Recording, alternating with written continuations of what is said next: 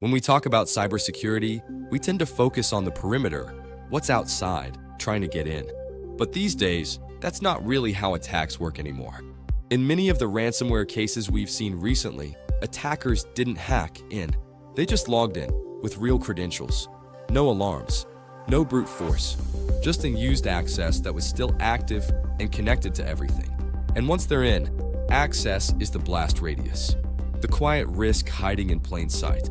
Most mid-sized manufacturing companies have dozens, if not hundreds, of accounts floating around their environment. Some are personal logins, some are service accounts, some are old credentials left behind by vendors or former employees. You end up with things like a backup script with admin privileges or DevOps keys reused across test and prod, a staging bucket linked to a forgotten CI pipeline, or one engineer with access to production and the sandbox and the deployment tool. This stuff doesn't look dangerous until it is, because ransomware doesn't just lock your files. It follows access, and where your permissions lead, it goes. IAM should be a strategic layer, not just IT hygiene. In most orgs, identity and access management is treated like back-office plumbing. Necessary, but not critical. That made sense when systems were slower moving. But now we're operating in hybrid environments, cloud-connected and integrated. IAM is no longer a back-office problem.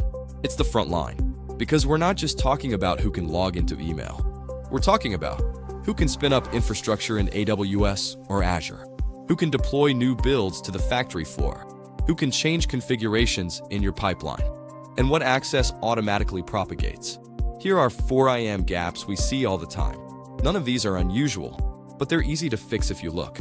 Too much access, service accounts with broad privileges, stale credentials, contractors or vendors that were never deactivated, shared admin accounts, no visibility, and privilege escalation, no controls to stop someone from quietly gaining more access.